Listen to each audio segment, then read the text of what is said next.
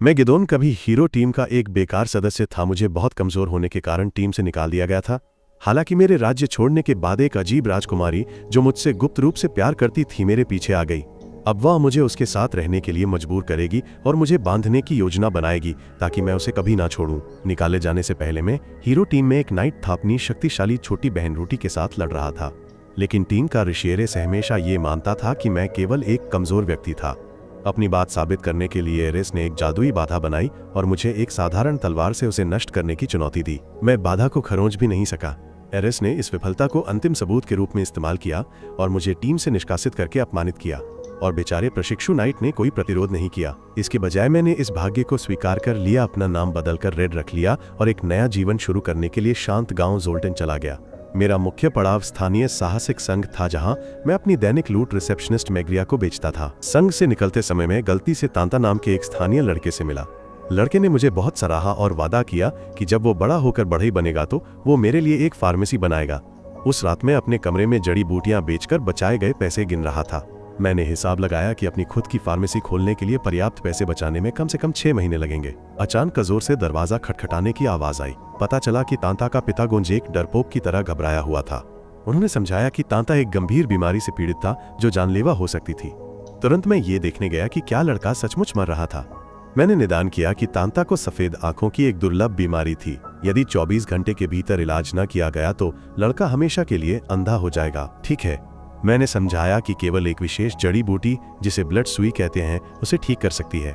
गोंज अपने बेटे को बचाने के लिए बेताब था, इसलिए वो घुटनों के बल बैठ गया और मुझे $1 मिलियन देने की पेशकश की। बिना किसी हिचकिचाहट के मैंने मदद करने का फैसला किया, पैसे के लिए नहीं बल्कि इसलिए कि तांता मेरा दोस्त था। मैं एक भागे हुए अपराधी की तरह पहाड़ों से होकर गुजरा।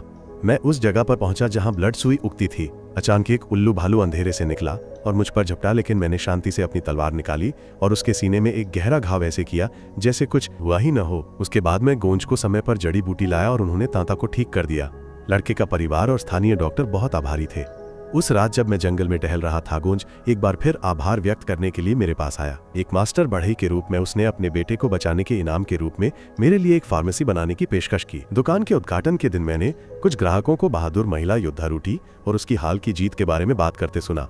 ये सुनकर कि हीरो टीम मेरे बिना भी सफल हो रही थी, मुझे अजीब सी शांति महसूस हुई। साहसिक संघ में वापसिक प्रसिद्ध ए रैंक साहसी करिता रिपोर्ट दाखिल करने आया। उसने बताया कि उन्होंने अभी अभी स्थानीय फार्मेसी के उद्घाटन का जश्न मनाया था। रित ने उत्सुकता दिखाई और मैग्रिया ने फार्मेसी के मालिक के बारे में बात करना जारी रखा। उसे गांव का सबसे साहसी और सुंदर व्यक्ति बताया। दूसरी ओर मेरी नई फार्मेसी पूरी तरह से असफल रही थी। मैं काउंटर पर झुका हुआ था, हवा में घूर रहा था और ये पता लगाने की कोशिश कर रहा था कि एक भी ग्राहक क्यों नहीं था। तभी दरवाजे की घंटी बजी और एक महिला अंदर आई जिसने तुरंत मुझे पहचान लिया और मेरे पुराने नाम गिदोन से बुलाया। वो ए रैंक साहसीरित थी और हम दोनों एक कप गर्म चाय का आनंद लेने के लिए बैठ गए। ये पता चला कि यह खूबसूरत महिला वास्तव में लॉगरविया नामक देश की राजकुमारी थी। हालांकि उसने अपनी शाही जिंदगी छोड़ दी थी क्योंकि वो राजनीतिक खेलों से तंग आ चुकी थी जो उसके परिवार को बर्बाद कर रहे थे। उसके बाद वह मुझसे और मेरे साथियों से मिली और हम एक साथ मिशन पर गए थे। जब रित ने मुझे मेरे पुराने नाम गिदोन से बुलाया तो मैंने समझाया कि मैंने नया नाम रेड अपनाया है। ये सुनकर उसने केवल ये जांचने के लिए मुझे लुभाने की कोशिश की कि क्या मेरे मर्दानगी में कोई समस्या थी। एक जुनूनी प्रेमी के रूप में मैंने स्वीकार किया कि मैंने नया नाम इसलिए चुना क्योंकि उसके होठों का रंग लाल था। दुर्भाग्य सेवा इस कुछ हद तक बेवकूफ़ी भरी हरकत से प्रसन्न लग रही थी।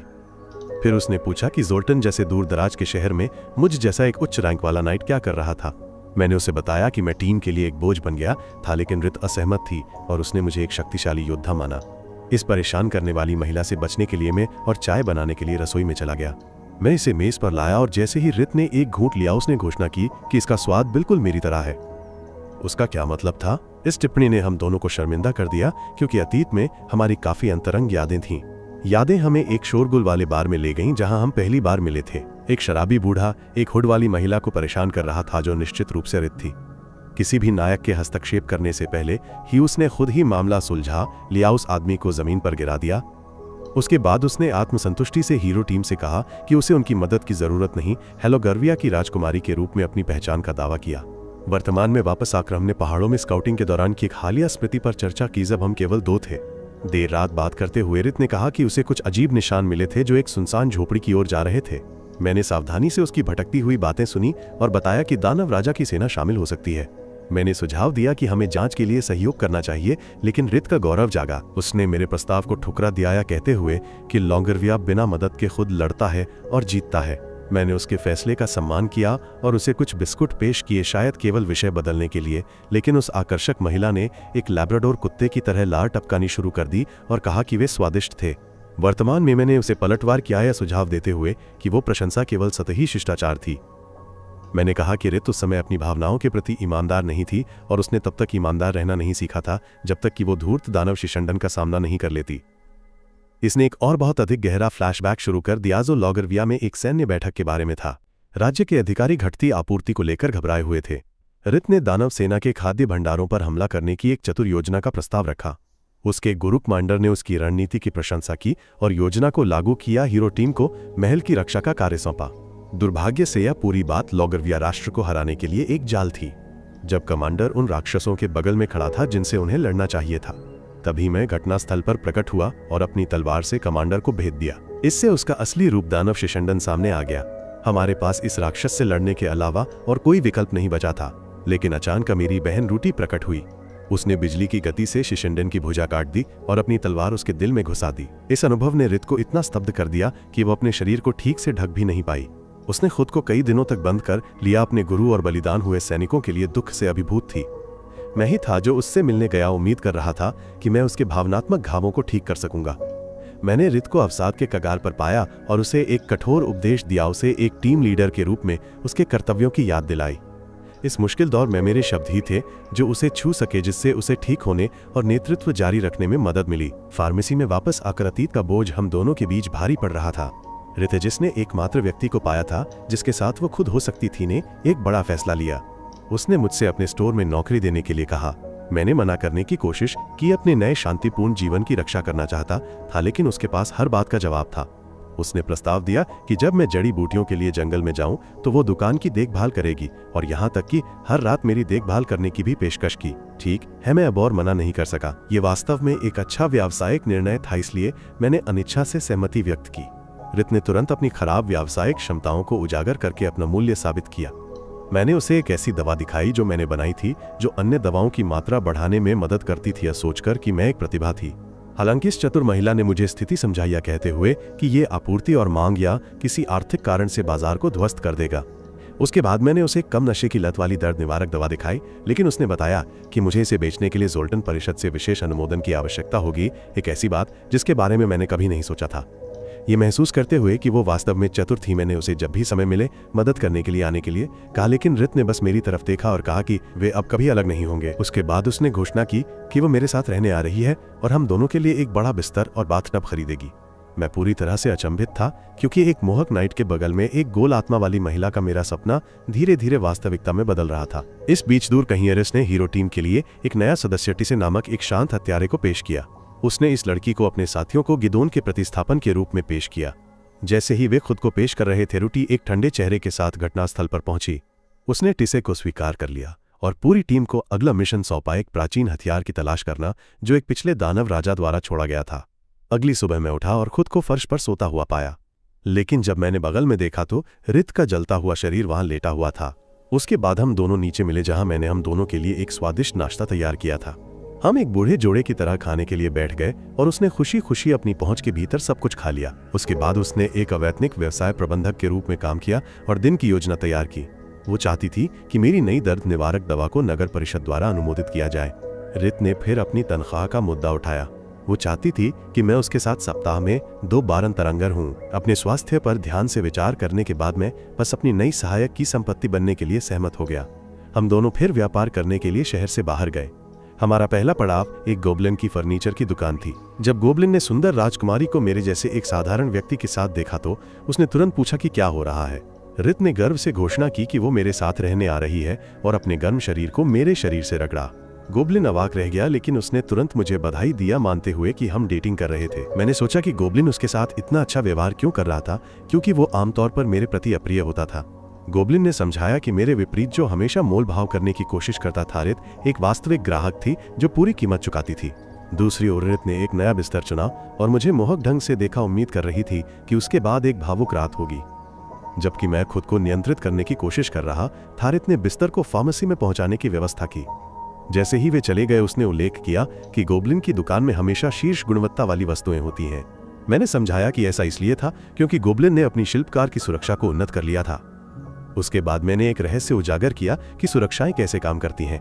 उन्हें डेमिस नामक एक देवता द्वारा यादृच्छिक रूप से प्रदान किया जाता है और उन्नत करने का एकमात्र तरीका एक और व्यक्ति को नष्ट करना है जिसके पास सुरक्षा भी है। ये विकृत प्रणाली मूल रूप से लोगों को शक्ति हासिल करने के लिए एक दूसरे को खत्म करने के लिए प्रोत्साहित करती है, पूरे विश्व को विक्षिप्त लोगों के लिए हिंसा के एक खून खराबे में बदल देती है। परिषद कार्यालय जाते समय मैंने तांता को कुछ बड़े बच्चों द्वारा धमकाते हुए पाया। मैंने तुरंत हस्तक्षेप करके झगड़ा खत्म किया, लेकिन अदेमी नाम के एक बच्चे ने एक पत्थर उठाया और मुझ पर फेंक दिया। मैंने लापरवाही से उसे पकड़ लिया और लड़के से कहा कि वो मुसीबत में पड़ने से पहले चला जाए। मैंने ताता और उसके दोस्त अल की जांच कीजी से भी झगड़े में खरोंचाई थी। तभी रित अपनी शानदार उपस्थिति के साथ पहुंची और तांता उसे मेरे साथ देखकर चौंक गया। उसने समझाया कि वे अच्छे दोस्त थे और वो अब मेरे साथ रह रही थी, जिससे लड़का और भी हैरान हो गया। लड़के को पट्टी बांधने के बाद मैंने ताता से पूछा कि वे क्यों लड़ रहे थे और उसने समझाया कि अदेमी ने बिना किसी कारण के उन पर हमला करना शुरू कर दिया था। अल ने जोड़ा कि अदेमी हमेशा हिंसक नहीं होता था, लेकिन हाल ही में वो बेहद चिड़चिड़ा हो गया था। मुझे समझ आ गया था कि क्यों। अदेमी ने शायद अभी अभी अपनी सुरक्षा को जगाया था। मैंने समझाया कि सुरक्षाएं किसी व्यक्ति के व्यक्तित्व को प्रभावित कर सकती हैं। अदेमी के पास फाइटर की सुरक्षा थी, जिससे उसे जो कुछ भी मिलता उसे लड़ने की अच्छी प्रवृत्ति मिलती थी। क्योंकि उसका इसके प्रति उच्च आकर्षण था, एडमी का व्यक्तित्व अनुकूल होने के लिए विकृत हो रहा था, उसे राजनेताओं जैसे एक जन्मजात बदमाश में बदल रहा था। इस खुलासे से अल डर गया। उसने कबूल किया कि वो संरक्षक नहीं चाहता था। जब मैंने पूछा, क्यूमल ने खुलासा किया कि उसके पास एक संरक्षक था जो हथियारों का मास्टर था, जो उसे किसी भी प्रकार के हथियार में महारत हासिल करने में मदद करता था। हालांकि उसे डर था कि वो एडमी की तरह हिंसक हो जाएगा। रिट और मैंने जल्दी से लड़के को सांत्वना दी। उससे कहा कि संरक्षक उसे परिभाषित नहीं करता, ये उसके जीवन को प्रभावित कर सकता है, लेकिन ये उसे नियंत्रित नहीं कर सकता। मैंने उसे आश्वासन दिया कि वो अपने संरक्षक पर महारत हासिल करना सीख सकता है और इसे अच्छे के लिए उपयोग कर सकता है। थोड़ा बेहतर महसूस करते हुए मूर्ख बच्चे घर लौट आए। जैसे ही मैं और रिट आगे बढ़े, मैंने उससे कहा कि एक बार जब हम औपचारिक रूप से व्यावसायिक भागीदार बन जाएंगे तो मैं उसे आसानी से जाने नहीं दूंगा। जिसे उसने शरारत पूर्वक एक सुझाव के रूप में समझा कि मैं उसके साथ अंतरंग होना चाहता था। परिषद कार्यालय में हमारी नई दवा का प्रस्ताव तुरंत एक चिड़चिड़े अधिकारी ने खारिज कर दिया।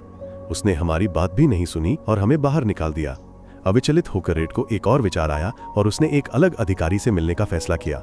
इस व्यक्ति ने समझाया कि डैन तनाव में था क्योंकि उन्होंने पिछले महीने एक और दवा को मंजूरी दी थी जो अब अवैध पाउडर के रूप में सड़कों पर बिक रही थी और उसे पूरे हफ्ते नाराज शहर वासियों से निपटना पड़ा था। इस घोटाले ने उनकी प्रतिष्ठा को इतना नुकसान पहुंचाया था कि उन्हें सड़कों पर जान से मारने की धमकी भी मिल रही थी। हालांकि अधिकारी को रिट की छाती पसंद थी, इसलिए वो हमारी नई दर्द निवारक दवा को व्यक्तिगत रूप से मंजूरी देने के लिए सहमत हो गया। वापस जाते समय मैंने उससे सभी कठिन काम करने के लिए माफी मांगी, लेकिन रिट ने मुझसे कहा कि वो मदद करके खुश थी। फिर उसने मेरा हाथ कसकर पकड़ लिया, जिससे मेरे छोटे भाई में सारा खून उतर आया। फार्मेसी में वापस आकर हम दोनों ने दुकान को लोकप्रिय बनाने के तरीके के बारे में सोचा। रिट ने सुझाव दिया कि मुझे एक ऐसा लोकप्रिय उत्पाद चाहिए जिसे हर कोई खरीदना चाहता हो। मेरे भोजन का आनंद लेते हुए उसने आकस्मिक रूप से उल्लेख किया कि मुझे दवा के साथ भोजन परोसना चाहिए, जिसने मुझे एक शानदार विचार दिया। मैंने अपनी गाइडिंग स्किल का इस्तेमाल किया जो खाना पकाने के साथ भी काम करती थी। जब रिट पीछे से देख रही थी तो मैंने इस मिश्रण को व्यंजनों पर इस्तेमाल किया जिससे वे स्वस्थ और स्वादिष्ट दोनों बन गए। रिट ने मेरी नई औषधीय कुकी का एक नमूना लिया और एक टुकड़ा कटा जो असाधारण रूप से स्वादिष्ट निकली। अगले दिन वह एक पेशेवर विपणक की तरह फुटपाथ पर खड़ी थी और पूरे गांव में कुकीज बांट रही थी। योजना एक बड़ी सफलता थी और जल्द ही मेरी फार्मेसी ग्राहकों से भर गई, जिससे मेरा व्यवसाय आखिरकार सफल हो गया। हम दोनों ने इस अवसर का जश्न मनाया और मैंने इस खूबसूरत महिला को अपनी बाहों में उठा लिया ताकि मैं उसकी छाती को और करीब से देख सकूं। इस बीच नायकों की पार्टी को कुछ गंभीर समस्याओं का सामना करना पड़ रहा था। फाइटर दानान सार्वजनिक रूप से एरेस से बहस कर रहा था, ऋषि के बुरे फैसलों को दोष दे रहा था जिनके कारण उन्हें प्राचीन हथियार खोजने में कोई प्रगति नहीं मिली थी। दानान ने जोर देकर कहा कि गिदोन का निष्कासन एक बड़ी गलती थी, बताते हुए कि जब वो उनका मार्गदर्शक था तब उन्हें ये समस्याएं कभी नहीं हुई थीं। उसने गिदोन को खोजने के लिए रूटी से अनुमति मांगी और वो खुशी खुशी सहमत हो गई। फिर दानान ने पार्टी के पादरी थियोडोरा से एरेस के बारे में अपनी शंकाओं के बारे में बात की। उसने उल्लेख किया कि पार्टी का एक और सदस्य रंड्रल आयरेस के गिदोन को निष्कासित करने के फैसले के कारण चला गया था। दानान ने स्वीकार किया कि भले ही उसने गिदोन को छेड़ा था, लेकिन उसने कभी गिदोन को बोझ नहीं माना था और अब उसे खोजने और उसे वापस लाने के लिए दृढ़ था। अगली सुबह मैं उठा और रिट के खूबसूरत शरीर को अपने बगल में पाया। जैसे ही मैं उसकी भरी हुई छाती को देख रहा था वह जाग गई। फिर मैं अपनी अपसफल फार्मेसी के बाहर खड़ा था, सोच रहा था कि मेरा जीवन कितना अजीब हो गया था। मैंने कभी कल्पना नहीं की थी कि मैं एक वास्तविक राजकुमारी के साथ एक दुकान चलाऊंगा। जैसे ही हम अंदर जाने वाले थे, स्थानीय साहसी लोगों का एक समूह अंदर आया। प्रसिद्ध ए रैंक साहसी रिट को काउंटर के पीछे काम करते देखकर उनके मुंह खुले रह गए। उसने खुशी खुशी घोषणा की कि उसने साहसिक कार्य छोड़ दिया है और अब बिस्तर पर मेरे छोटे भाई की देखभाल के लिए मेरे साथ रह रही है। यह खबर इतनी चौंकाने वाली थी कि साहसी लोगों में से एक एक लड़की जो स्पष्ट रूप से मुझसे प्यार करती थी पूरी तरह से टूट गई और दुकान से बाहर भाग गई। रिट ने फिर आकस्मिक रूप से घोषणा की कि वो कुछ शराब पीना चाहती थी और एक बोतल खरीदने चली गई। जैसे ही वो चली गई, अल्बर्ट भी रैंक साहसी समूह का नेता अंदर आया। मैंने विनम्रता से उसे बधाई दी, लेकिन चांदी के बालों वाला योद्धा सीधे मुद्दे पर आया, मुझ पर पहाड़ पर उल्लू भालू को मारने का आरोप लगाते हुए। मैंने इससे इनकार किया, लेकिन अल्बर्ट ने मेरे नकली स्पष्टीकरण पर विश्वास नहीं किया। उसने बताया कि जानवर के शरीर पर काटा हुआ निशान बहुत साफ और गहरा था, एक मजबूत कुंद बल के हमले के अनुरूप, ठीक वैसा ही घाव जो मेरी कांस्य तलवार एक विशेषज्ञ द्वारा इस्तेमाल किए जाने पर पैदा करेगी। फिर भी मैंने मूर्खता का नाटक करना जारी रखा, जिससे अल्बर्ट और भी क्रोधित हो गया। अपनी सीमा तक पहुंचने के बाद अल्बर्ट ने अपनी तलवार निकाली और उसे मेरी गर्दन पर रख दिया, कहते हुए कि वो मुझे अपनी पार्टी में शामिल होने के लिए आमंत्रित करने जा रहा था। लेकिन इससे पहले कि वो अपनी बात खत्म कर, पातारिट कहीं से फिर से प्रकट हो गई और बिजली की गति से उसने उस पर हमला करना शुरू कर दिया। फिर उसने अल्बर्ट की गर्दन पर अपनी तलवार रखी, उसे ठंडे बस्ते में धमकी दी कि अगर उसने मुझे छूने की हिम्मत की तो वो उसे मार डालेगी। अल्बर्ट इस टकराव से सदमे में था और वो एक प्लेगग्रस्त चूहे की तरह जल्दी से चला गया। मैंने जल्दी से अंदर जाकर उसे शांत की स्थिति को समझाने की कोशिश करते हुए, हालांकि रिट अभी भी गुस्से में थी और उसने मुझसे स्पष्टीकरण मांगा। उसने तर्क दिया कि हमें उसकी हरकत के लिए अल्बर्ट को खत्म कर देना चाहिए था। मुझे उसे समझाना पड़ा कि जोल्टन के एकमात्र बी रैंक साहसी अल्बर्ट को मारना शहर की सुरक्षा के लिए एक बहुत बुरा विचार होगा। फिर उसने पूछा कि मैंने खुद का बचाव करने की कोशिश क्यों नहीं की। मैंने शांति से कहा कि मुझे पता था कि अल्बर्ट सिर्फ दिखावा कर रहा था और वास्तव में इसे अंजाम नहीं देगा। फिर मैंने रिट से कहा कि उसकी छाती अभी कैसे उछल रही थी, जिससे वो बहुत शर्मिंदा हो गई। उस रात हमने रात के खाने के साथ अपने सफल व्यवसाय का जश्न मनाया और रिट ने मुझे याद दिलाया कि हमें अभी भी एक बाथटब चाहिए। मैंने उससे कहा कि मैंने गोंज को हमारे लिए एक बनाने के लिए कहा था। फिर उसने स्पष्ट किया कि उसे 2 लोगों के लिए पर्याप्त बड़ा बाथटब चाहिए था, समझाते हुए कि उसे केवल एक बड़े टब में आराम करना पसंद था। लेकिन इस टिप्पणी ने मुझे स्पष्ट रूप से भ्रमित कर दिया। मैंने तुरंत सुझाव दिया कि हम छुट्टी के दिनों में स्थानीय सार्वजनिक स्नानघर में जाएं और वो खुशी खुशी सहमत हो गई। स्नानघर में मैंने खुद को गोबलिन और बढ़ई गोंज के साथ एक निरर्थक धीरज प्रतियोगिता में पाया। जैसे ही पुरुष एक साथ समुद्री सैनिकों की तरह पसीना बहा रहे थे, उन्होंने रिट के साथ मेरे रिश्ते के बारे में मुझे चिढ़ाना शुरू कर दिया। लेकिन एक विनम्र सज्जन के रूप में मैंने उनसे अपने काम से काम रखने को कहा। हर कोई गर्म भाव से थक गया था, लेकिन कोई भी हार नहीं मानना चाहता था। इसलिए इस मूर्खतापूर्ण प्रतियोगिता को समाप्त करने के लिए मैं खड़ा हुआ और भाप बढ़ा दी, जिससे गोंज लगभग तुरंत बेहोश हो गया। तुरंत हमने उसे बाहर निकाला, जहां उसकी बहन अब उसे ओवरडू करने के लिए डांट रही थी। दूसरी ओर स्नानघर का मॉलिक न्यूमैन नाम का एक व्यक्ति शिकायत कर रहा था कि जब से एक नया अधिक शानदार स्नानघर खुला है, तब से उसने ग्राहक खो दिए हैं। ना उससे इतनी आसानी से हार मानने के लिए नाराज थी और उसने घोषणा की कि जब तक वो पेय परोसेगा तब तक वो आती रहेगी। उसे हतोत्साहित देखकर हर कोई खड़ा हो गया और न्यूमैन से पेय का ऑर्डर दिया, इस उदास बूढ़े व्यक्ति को उत्साहित करने की उम्मीद में। कुछ विशाल बियर के बाद भी नाव और गोबलिन ने और मांग की। फिर फार्मेसी में वापस आकर नाव और रिट न्यूमैन को उसके स्नानघर को बचाने में मदद करने के तरीके के बारे में सोच रहे थे। उन्होंने लागत कम करने और अधिक ग्राहकों को आकर्षित करने के तरीके सोचे, लेकिन सभी विचार आकाश से गिरे हुए और बिल्कुल भी अव्यावहारिक लग रहे थे। इस बीच मैंने उन्हें उनके मूर्खतापूर्ण विचारों में मदद करने के लिए कुछ हर्बल चाय परोसी और अचानक मुझे एक योजना सूझी। मैं अगले दिन न्यूमैन से मिलने गया और उसे एक विशेष हर्बल बैग दिया, उसे एक नई सेवा के बारे में समझाते हुए जो वो प्रदान कर सकता था, भाप चिकित्सा। मैंने समझाया कि ये जंगली कल्पित बौने द्वारा इस्तेमाल की जाने वाली एक तकनीक थी, जहां वे थकान कम करने के लिए हर्बल भाप में स्नान करते थे। न्यूमैन को यकीन नहीं था कि ये मूर्खतापूर्ण विचार अधिक ग्राहकों को लाएगा या नहीं। हालांकि मैंने रियायती मूल्य पर इन हर्बल बैगों की एक स्थिर आपूर्ति प्रदान करने की पेशकश की। मदद के लिए आभारी होकर न्यूमैन ने व्यापार जारी रखने पर सहमति व्यक्त की और इस विचार को अपने स्नानघर व्यवसाय में एकीकृत करने का फैसला किया। उसने मुझे और मेरे दोस्तों को जीवन भर के लिए मुफ्त प्रवेश पास भी दिया, ताकि हम उसके स्नानघर का उपयोग करके हमें गुप्त रूप से देख सकें। सौदा सील करने के बाद मैं अपनी व्यावसायिक जीत का जश्न मनाने के लिए स्नानघर में गया, लेकिन तभी नाव और रिट अपने हॉट बॉडी के साथ पुरुषों के खंड में घुस गए। मैंने जल्दी से बाहर निकलने और खुद को एक तौलिए में लपेटने की कोशिश की, लेकिन रिट ने गिड़गिड़ाया और मुझे रुकने के लिए मजबूर किया।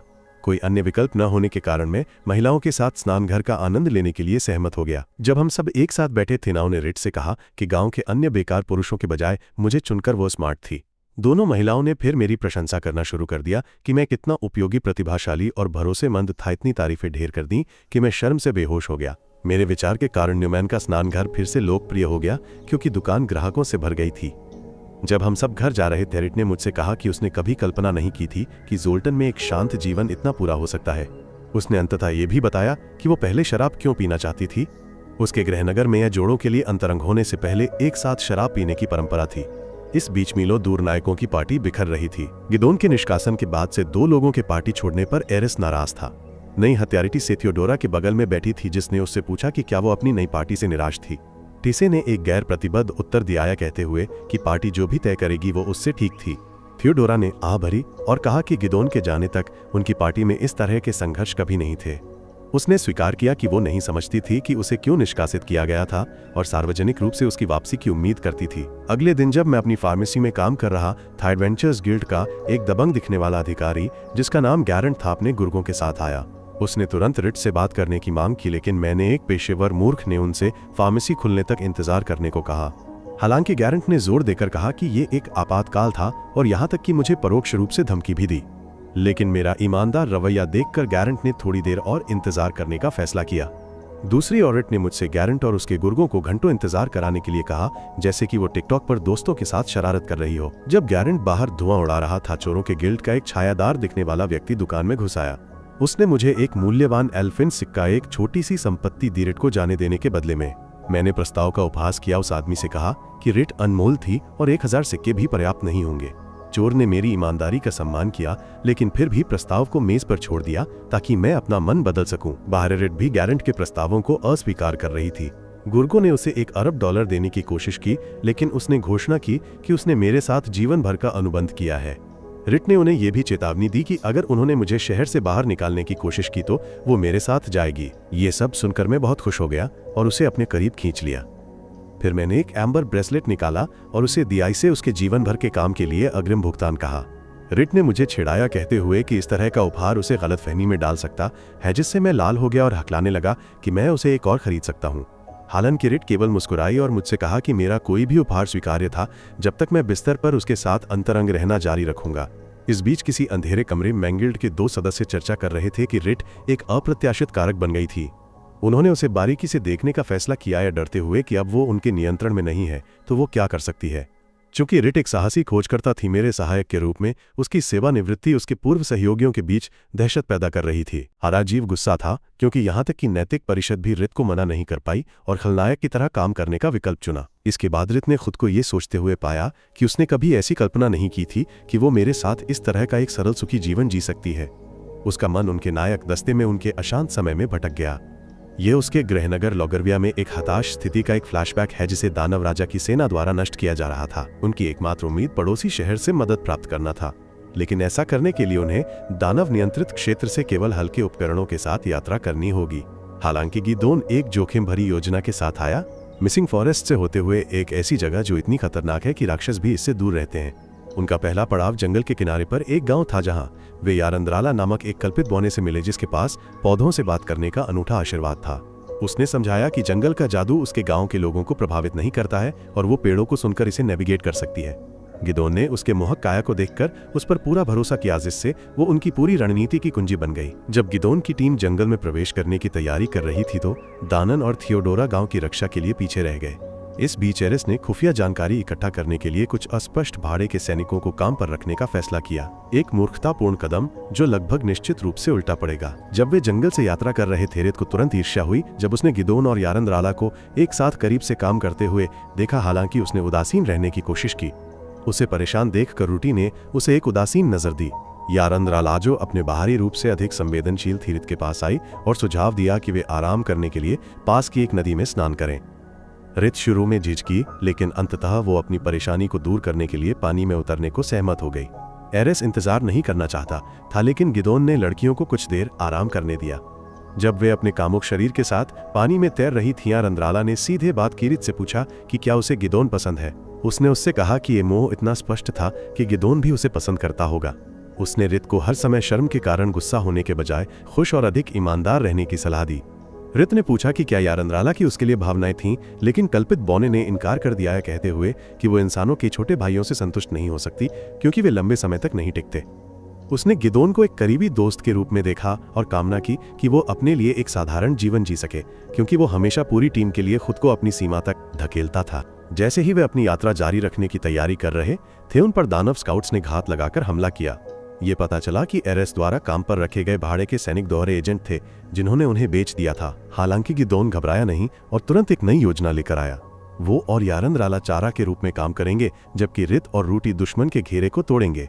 योजना के अनुसार टीम ने अपनी स्थिति संभाली और सीधे दुश्मन के क्षेत्र में घुस गई।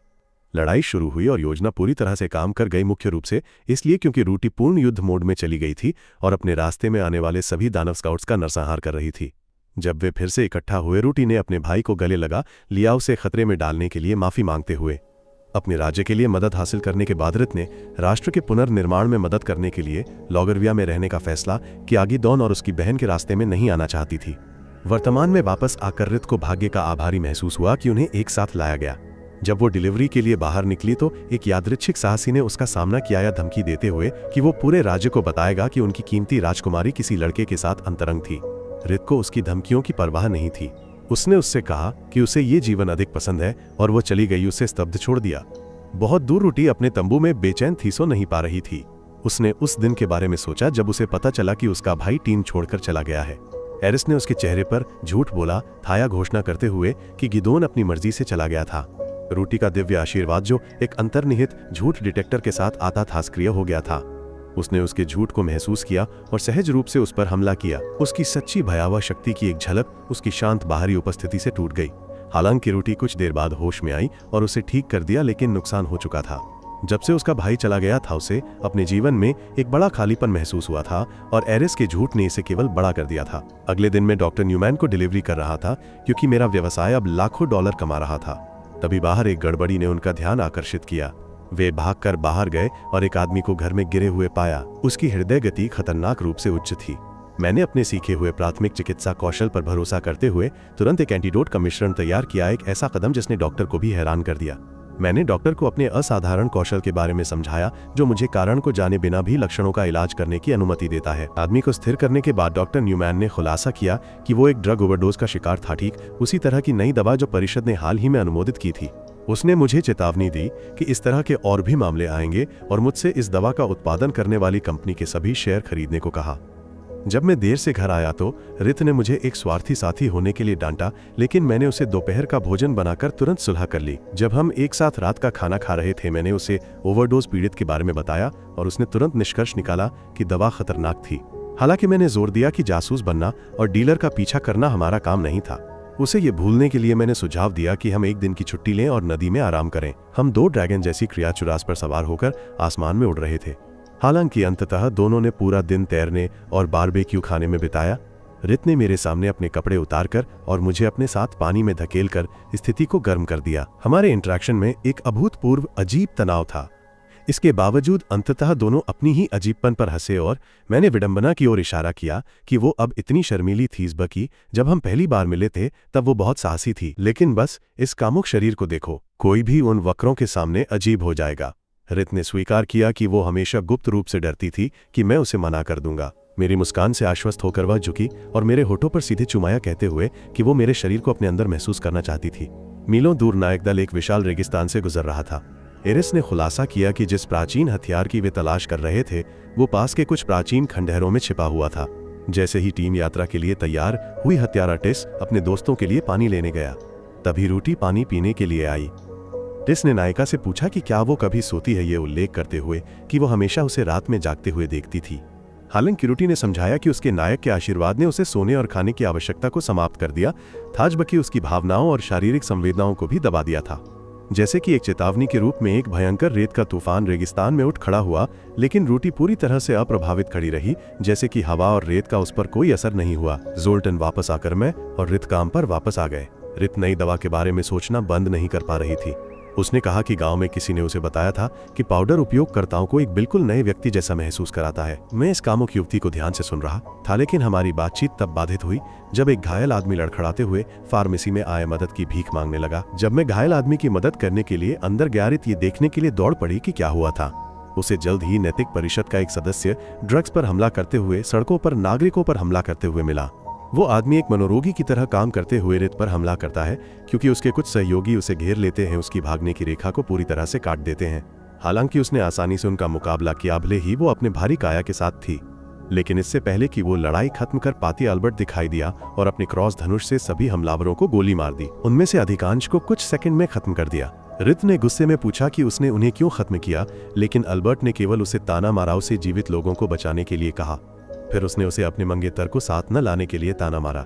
इस व्यंग्यात्मक टिप्पणी से उत्तेजित होकर रित ने अपना हथियार उठाया, लेकिन फिर उसे नीचे कर दिया, समझाते हुए कि ये एक छोटा सा अनुष्ठान था जिसे वो अपने योद्धा के आशीर्वाद की इच्छाओं को दबाने के लिए करती थी।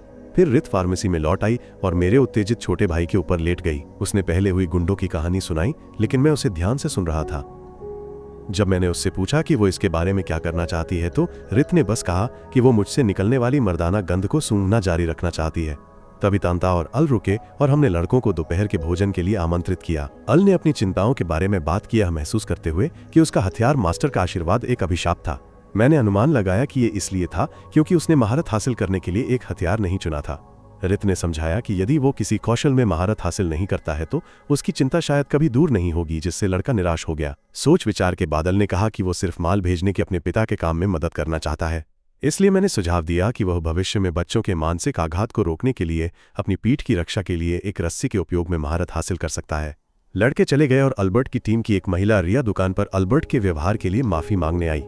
रित तुरंत उसके प्रति शत्रुतापूर्ण हो गई, लेकिन रिया ने समझाया कि अल्बर्ट बहुत सारे गिल्ड असाइनमेंट ले रहा था, एक आलसी गर्मी की भरपाई करने की कोशिश कर रहा था और खुद को थका रहा था। उसका चैंपियन का आशीर्वाद उसे महान कार्य करने के लिए प्रेरित करता है, लेकिन चूंकि उसने कभी अपनी शक्ति पर पूरी तरह से महारत हासिल नहीं की थी, वह जोल्टन में फंस गया, एक ऐसी जगह जिससे वो गुप्त रूप से नफरत करता था। ये सुनकर मैंने उसे आश्वस्त किया कि अल्बर्ट टीम नहीं छोड़ेगा, क्योंकि एक हारा हुआ व्यक्ति कभी आगे नहीं बढ़ता है। वो बस बिस्तर पर पड़े हुए एनीमे सारांश देखते हुए सड़ जाता है। किसी दूर के बार में योद्धा दानन अपने गम भुलाने के लिए पी रहा था जब एक अजनबी उसके पास आया, उसे गिदोन को खोजने में मदद करने की पेशकश की। जोल्टन में वापस बाहर एक तूफान उमड़ रहा था जब मैंने एक गर्म शहद वाला दूध बनाया, एक ऐसा व्यंजन जो मैं अपनी बहन के लिए बनाता था। जब मैंने रोटी का जिक्र किया, रित ने खुद से पूछा कि नायिका इन दिनों क्या कर रही है। इस सवाल ने मुझे अपने बचपन के फ्लैशबैक में डाल दिया। एक युवा रेड ने तूफान के दौरान अन्य बच्चों को अपनी मां से चिपके हुए देखा। मैं तुरंत रूटी के पास गया, बिजली से डरने का नाटक सिर्फ इसलिए किया ताकि मैं उसका हाथ पकड़ सकूं। रूटी ने कहा कि वह मुझसे प्यार करती है और मैंने भी ऐसा ही कहा। जब उसने पूछा कि क्या मैं हमेशा उसके साथ रहूंगा, तो मैंने समझाया कि मुझे एक शूरवीर बनने के लिए गांव छोड़ना पड़ा ताकि मैं उसके साथ रोमांच कर सकूं। हालांकि मैंने छुट्टियों में वापस आने का वादा किया और रूटी ने मुझसे युद्ध के मैदान से गर्म दूध और शहद लाने के लिए कहा। दुर्भाग्य से स्मृति को दरवाजे पर एक फ्रैंटिक खटखटाने से तोड़ दिया गया था। मैंने दरवाजा खोला और एक पूरी तरह से बेकार डॉक्टर न्यूमैन को देखा, जो अल को अचेत अवस्था में अपनी बाहों में पकड़े हुए था, बजाय इसके कि लड़के की जान बचाई। जब बाहर एक उष्णकटिबंधीय तूफान बन रहा था, अल को चिकित्सा उपचार के लिए अंदर लाया गया। उसके घाव गंभीर थे, पत्थरों से भरे हुए थे, और मैं सोच रहा था कि उसने तूफान के दौरान फ्लोरिडा के एक आदमी की तरह बाहर क्या किया था। जैसे ही हम सोच रहे थे, एल घबराकर उठा जब तीनों बड़े उसे घूर रहे थे। उसने खुलासा किया कि एडेमी योद्धा लड़का पूरी तरह से पागल हो गया था और उसने उसे और उसके माता पिता पर कुल्हाड़ी से हमला किया था, जिससे चारों ओर आतंक फैल गया था। तुरंत हम अल के घर पहुंचे और उसके माता पिता को नीचे गिरा हुआ पाया, लेकिन शुक्र है कि वे अभी भी जीवित थे। मुझे पता था कि यह बुरी खबर थी, क्योंकि एडेमी के पिता मुलेन शहर के गार्ड के कप्तान थे और यह हमला पूरे शहर को अराजकता में डाल देगा। निश्चित रूप से यह एडेमी लड़का गायब हो गया था और शहर के लोग नेपाल में जेड जनरेशन के विरोध प्रदर्शनों की तरह पागल हो गए थे। वे ऐसे क्रूर हमले के खिलाफ न्याय की मांग कर रहे थे, लेकिन शहर के गार्जियन के नेतृत्व में हमलावर के पिता मुलेन थे संदिग्ध रूप से धीरे प्रतिक्रिया दे रहे थे। ये क्रोध किसी भी क्षण हिंसक प्रदर्शनों में बदलने के लिए तैयार था। इस बीचल के माता पिता क्रोधित शहरवासियों के लिए विद्रोह के प्रतीक बन गए। उन्हें औषधालय में भर्ती कराया गया और अल को मेरी और रित की देखभाल में छोड़ दिया गया। नाश्ते के समय लड़के ने, जो अब एक हफ्ते से अनाथ था, रित से उसे तलवार का उपयोग करना सिखाने के लिए कहा। वो सहमत हो गई और उन्होंने बाहर अभ्यास करना शुरू कर दिया। लड़का उसके विशाल जिगली पर टूट पड़ा, लेकिन छोटे लड़के को उन्हें छूने का कोई मौका नहीं मिला। उन्हें पेशेवरों की तरह झगड़ते हुए देखकर मैंने रित के शिक्षण कौशल की प्रशंसा की, लेकिन उसने विनम्रतापूर्वक कहा कि ऐसा इसलिए था क्योंकि अल की हथियार विशेषज्ञ विरासत सारा काम कर रही थी। उसे चिंता थी कि वो आने वाले दिनों में अच्छी शिक्षिका नहीं बनेगी, लेकिन मैंने उसे एक गंभीर प्रेरक भाषण दिया, उसे आश्वासन दिया कि वो बहुत अच्छा करेगी। अंततः वे हंस पड़े और रित ने मेरे झंडे को ऊपर उठाने के लिए अपना हाथ मेरे हाथ पर सरका दिया। हालांकि उनका अभ्यास तब बाधित हो गया जब नाव और गोंज घबराते हुए अंदर आए। उन्होंने हमें बताया कि शहर के गार्ड अभी अभी उनके घर आए थे और तांता को उसके छोटे जैविक दोस्त के साथ खेलते हुए खींच कर ले गए। ये देखकर मैं और रित साहसी गिल्ड में गए और गैरेंट से मदद मांगी। आदमी एक संयुक्त जांच स्थापित करने के लिए सहमत हो गया, मुख्य रूप से क्योंकि इससे रित उसके कर्ज में आ जाएगी और वो रात में उसके साथ छेड़छाड़ कर सकता था। उसने हमें कैप्टन मुलेन को देने के लिए एक पत्र दिया जो उसके कर्जदार लग रहे थे। फिर हम गार्ड मुख्यालय गए जहां गार्डों ने हमें रोकने की कोशिश की, लेकिन जब मैंने उन्हें पत्र दिखाया तो हमें सीधे कैप्टन मुलेन से मिलने दिया गया। तुरंत तांता अपने माता पिता के साथ फिर से मिल गया और वे लगभग रो पड़े। मुलेन ने घोषणा की कि वो केवल तांता से पूछताछ करना चाहता था और उसे पता नहीं था कि उसके गुर्गे लड़के को बांध देंगे, इसलिए उसने जल्दी से उसे मुक्त कर दिया और माफी मांगी। लेकिन मैंने पूछा कि क्या वो एप्स्टीन सूची में है। मुलेन ने समझाया कि शहर दंगे की कगार पर था। लोग इतने गुस्से में थे कि वे ये मानने लगे थे कि अदेमी ने अल के परिवार पर हमला भी नहीं किया था और ये किसी तरह की साजिश थी। अल ने जोर देकर कहा कि उसने अदेमी को देखा था, लेकिन मुलेन ने कहा कि सच्चाई को समझना मुश्किल था। तांता ने अदेमी का बचाव भी किया, कहते हुए कि सेनानी ने अपनी पहली लड़ाई के बाद माफी मांगी थी और उसे बताया था कि उसका सपना सभी की रक्षा के लिए शहर के गार्ड में शामिल होना था, कि उन्हें नुकसान पहुंचाना। ये सुनकर मुलेन ने मुझसे और रित से निजी तौर पर बात करने के लिए कहा और हमारी मदद की गुहार लगाई। जब मैंने पूछा कि क्या अदेमी नई दवा का उपयोग कर रहा था तो मुलेन ने इनकार कर दिया, कहते हुए कि उसने अपने बेटे को इससे दूर रहना सिखाया था। हालांकि मैंने इस हमले और दवा उपयोगकर्ताओं द्वारा किए गए हमलों के बीच समानताएं बताई। डोनाल्ड ट्रंप के वफादार की तरह अभिनय करते हुए एम्यूलन ने कहा कि इसे साबित करने का कोई तरीका नहीं था क्योंकि जोल्टन में किसी के पास मूल्यांकन कौशल नहीं था। फिर जब अल अकेली औषधालय में थी तो एक अजनबी उससे मिलने आया। जब मैं वापस आया तो मैंने लड़के को डरा हुआ पाया। मैंने अल को प्रशिक्षित करने की पेशकश की, बल्कि रित गैरेंट के लिए काम पर बाहर थी। उनके काम खत्म होने के बाद अल ने मुझसे पूछा कि मैं सिर्फ एक डी रैंक एडवेंचरर क्यों था, जबकि मैं इतना अच्छा था। मैंने उससे कहा कि किसी चीज में अच्छा होने का मतलब ये नहीं है कि तुम्हें साधारण चीजों को छोड़ देना चाहिए। जैसे जैसे समय बीतता गया मुझे ये देखकर खुशी हुई कि अल आखिरकार अपनी विरासत को स्वीकार कर रहा है। उस लड़के ने तब कबूल किया कि अजनबी ने उसे एक नई तलवार दी थी, कहते हुए कि ये बिग हॉक से जुड़े किसी व्यक्ति की तरफ से थी जो डाकू गिल्ड का मुखिया था। उस आदमी ने उससे कहा कि इस तलवार से वो रित की तरह एक चैंपियन बन सकता है। मैंने थियोडोरा की सलाह को याद करते हुए उसे कहा कि वो अपने नए हथियार से बात करे और उससे पूछे कि क्या वो दुश्मन को मारना चाहता है या सभी की रक्षा करना चाहता है। इस बीच रित एक संदिग्ध मादक पदार्थ चोर का पता लगा रही थी। जैसे ही वो उसे पकड़ने वाली थी, आदमी खुद ही फट गया।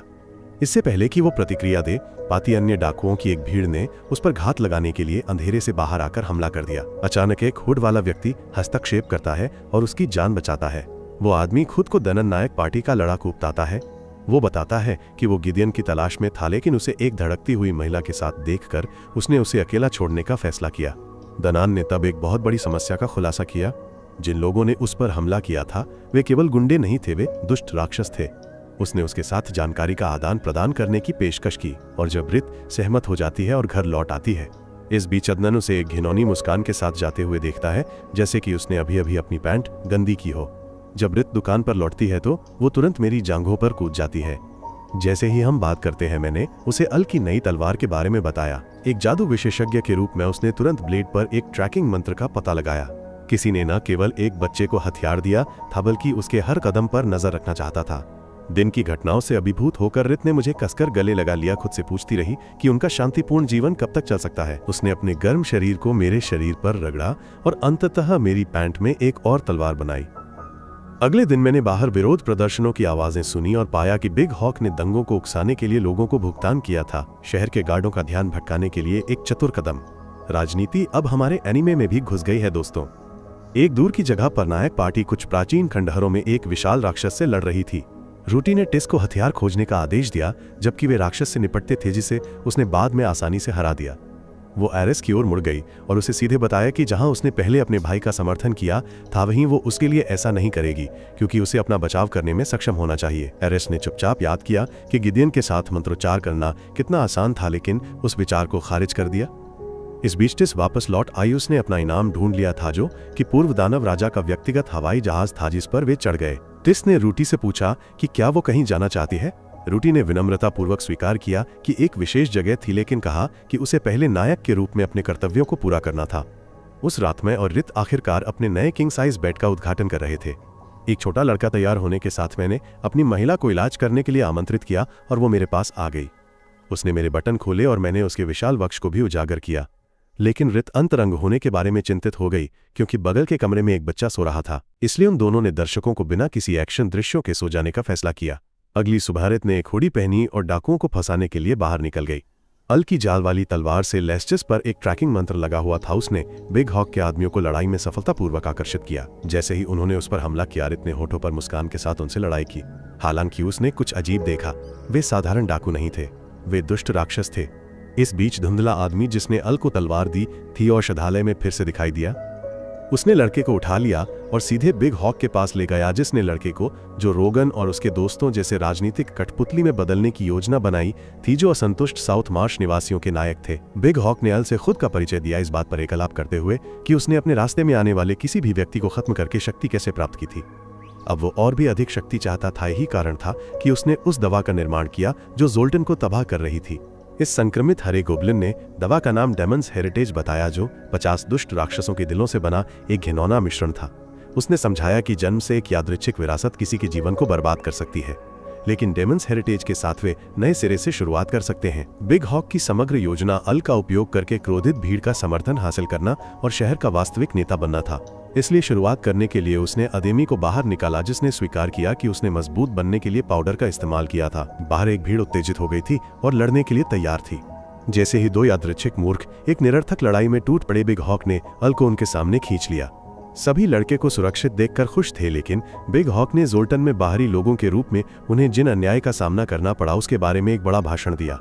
उसने अल के परिवार पर हुए हमले का उल्लेख किया और कहा कि अदेमी को दंडित नहीं किया गया था क्योंकि उसके पिता गार्ड कैप्टन थे।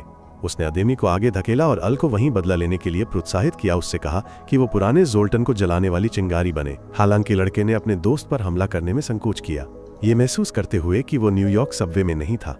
यह देखकर बिग हॉक ने उसे हेरफेर करने की कोशिश किया, कहते हुए कि जबकि उसने अदेमी को दवा दी थी, लड़के ने अल के माता पिता को अपनी मर्जी से समाप्त करने की कोशिश की थी। उसने आगे कहा कि चूंकि अदेमी के पास अब 2 विरासतें थीं, इसलिए उसे खत्म करने से अल अविश्वसनीय रूप से शक्तिशाली बन जाएगा। एक पल भी सोचे बिना अल ने तलवार पकड़ ली, लेकिन अदेमी को नीचे गिराने के बजाय उसने उसे बांधने वाली रस्सियों को काट दिया, घोषणा करते हुए कि उसका हथियार नहीं चाहता था कि वो अपराध करे। बिग हॉक इस पर गुस्सा हो गया, इसलिए उसने अब अदेमी को एक कुल्हाड़ी दिया, जानते हुए कि डेमन्स हेरिटेज हत्या की इच्छा को सक्रिय करेगा। लेकिन इससे पहले कि अदेमी उसे पकड़ पाता, एक हुड वाले व्यक्ति ने पलक झपकते ही उसे निरस्त्र कर दिया।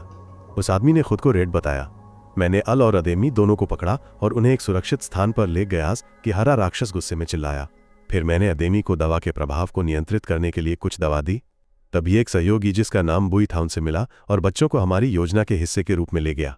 अब जब बच्चे सुरक्षित थे, मैंने बिग हॉक और उसके आदमियों का सामना किया। एल्बर्ट, जो अब गॉब्लिन के लिए काम कर रहा था रिपब्लिकन प्राइमरीज में, मार्को रूबियो की तरह मुझ पर टूट पड़ा, लेकिन मैंने आसानी से उसके हमले को रोक दिया है, खुलासा करते हुए कि मैंने अपनी असली शक्ति को इस पूरे समय छुपा कर रखा था। मैंने बिग हॉक से पूछा कि वो वास्तव में क्या था, और गॉब्लिन ने स्वीकार किया कि वो वास्तव में एक राक्षस था जिसका नाम बालीले था, जिसने असली बिग हॉक पर कब्जा कर लिया था। मैंने बस मजाक उड़ाया, राक्षस से कहा कि उसे जोल्टन जैसे आलसी शहर पर कब्जा करने में मुश्किल होगी। दानव सहमत हुआ, ही कारण था कि उसने अल्बर्ट को भर्ती किया था, एक और निराश बाहरी व्यक्ति जिसके दिल में अंधेरा और जेब खाली थी। अल्बर्ट ने जोल्टन के धीमे जीवन पर अपना गुस्सा निकालाया, कहते हुए कि वो एक अनाम व्यक्ति के रूप में मरने के बजाय मरना पसंद करेगा। उसने एक दानव के साथ समझौता करने की बात स्वीकार की, लेकिन घोषणा की कि वो बुराई नहीं था। मैंने बताया कि उसके कार्यों से कई लोगों की मौत हुई थी।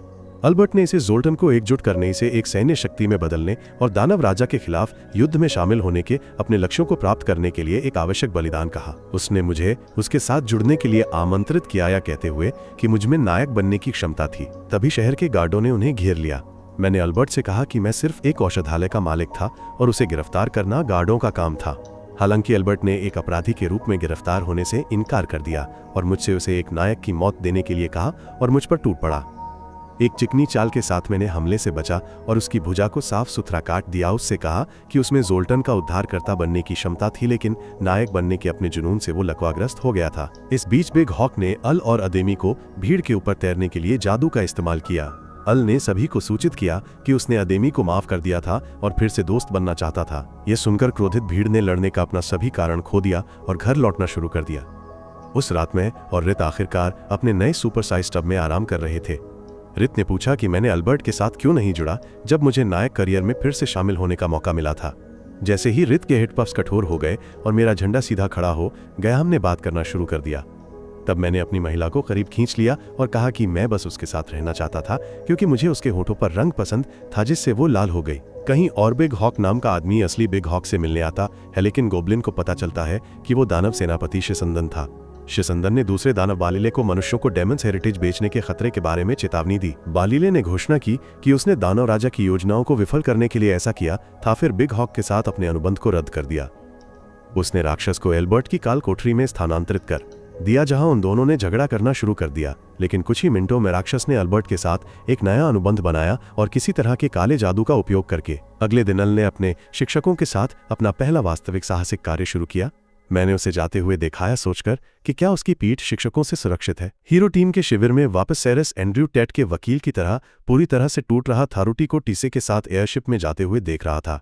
थियोडोरा ने उसे ठंडी आवाज में बताया कि नायिका उसके बिना भी अच्छी तरह से काम कर सकती है। फिर वह रूटी के तंबू में गई और पाया कि उसने अपना वाइब्रेटर छोड़ दिया था, जो इस बात का स्पष्ट संकेत था कि वो नियंत्रण से बाहर जा रही थी।